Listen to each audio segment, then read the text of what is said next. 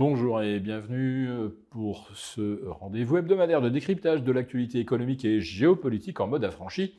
Je salue tous les abonnés de TV Liberté pour cet épisode que j'intitulerai La boussole qui indique le Sud.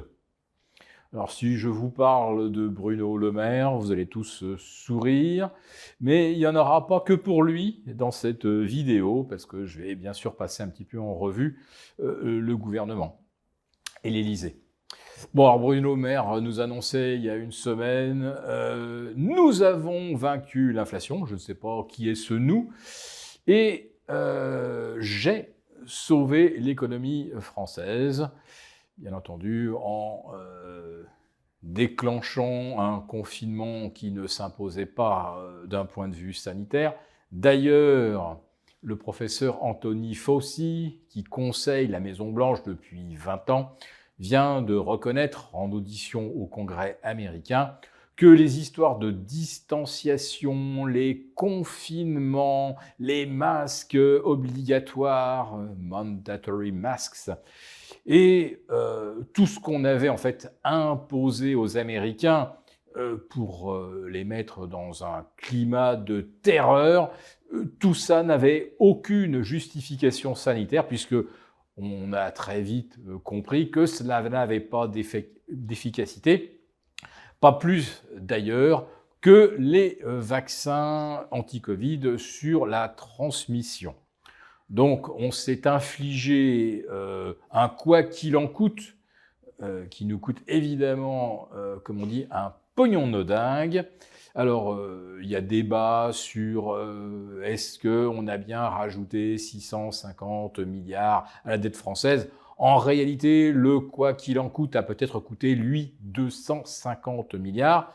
C'est tout de même pas de la petite monnaie. Et on repense bien entendu à tous ces boucliers tarifaires, et notamment le bouclier sur l'électricité, qui n'a rien à voir d'ailleurs ni avec la Covid, ni avec l'invasion de l'Ukraine par la Russie, puisqu'il s'agit tout simplement des conséquences d'un système de fixation absurde du prix de l'électricité,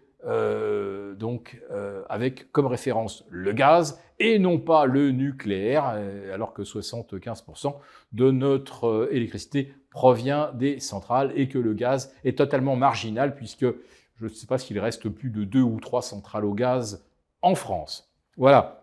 Donc, bien sûr que non, le gouvernement n'a pas sauvé l'économie française. Il se vante maintenant d'avoir sauvé les PME, alors que nous venons d'avoir les dernières statistiques. Eh bien, nous sommes maintenant à un rythme de 5500 dépôts de bilan sur 12 mois. Et je ne vous parle pas, bien sûr, des micro-entreprises. Je vous parle, moi, vraiment des PME, PMI. Donc, on est en train de connaître une des pires situations pour les petites entreprises depuis l'année 2009. Quant à l'inflation, Monsieur Le Maire, le nous, j'imagine qu'il s'inclut dedans, a-t-il contribué à la vaincre? Eh bien, la réunion de la BCE du jeudi 6 juin nous apprend que non, l'inflation n'est pas vaincue. D'ailleurs, la BCE revoit à la hausse ses estimations pour 2024 et 2025. Et précise que oui, les salaires progressent, le marché de l'emploi reste dynamique. Et puis derrière, on a bien sûr toujours la hausse assez soutenue des prix dans le secteur des services. Et les services, c'est quoi? C'est 70% du PIB.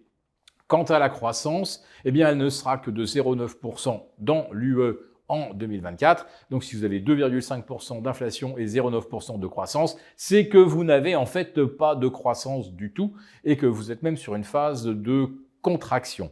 Alors, aux États-Unis, cette contraction, on ne la lit pas vraiment dans les chiffres de l'emploi, ni dans les directeurs d'achat, mais il y a une vraie dégradation de fond sur les structures de l'économie américaine, avec plus de 600 000 emplois à plein temps perdus en un an, alors qu'apparemment, on est au contraire sur un rythme de création d'emplois de 200 000 par mois. Donc vous voyez, ça fait presque 1,2 million ou 1,5 million emplois créés, en réalité, ce sont des mini-jobs, des jobs à mi-temps, quart-temps, etc., qui sont d'ailleurs tout à fait adaptés à la population immigrée qui rentre par millions aux États-Unis tous les ans. Et là, on est à un rythme annuel de près de 3 millions. Voilà, donc des emplois précaires, moins bien rémunérés, cela ne peut évidemment pas soutenir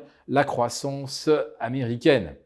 Mais on reste pour l'instant dans l'illusion que tout va bien. C'est une année électorale, donc le gouvernement américain met le paquet pour soutenir l'économie, donc accroît les déficits à un rythme de 10 milliards par jour. Oui, vous entendez bien, 10 milliards par jour, 1000 milliards tous les 100 jours, alors que nous, en France, au contraire, on cherche à économiser non pas 10, mais 20 milliards en 2024 et probablement 30 ou 40 en 2025, avec toujours les mêmes pistes, la désindexation des retraites ou la suppression de l'abattement de 10%, de façon à tenir la promesse qu'on n'augmentera pas les impôts. Oui, on n'augmentera pas les impôts, mais on va faire un véritable massacre dans tout ce qui est prestations sociales.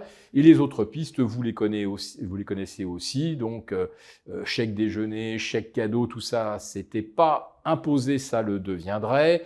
Les participations en entreprise également. Et je ne vous parle évidemment pas du déremboursement des médicaments, des prestations médicales, etc.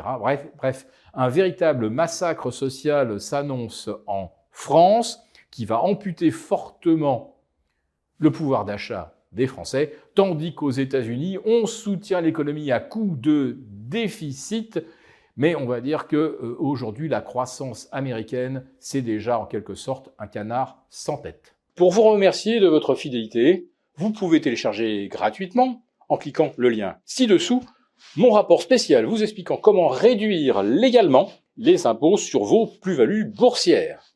Merci et à bientôt.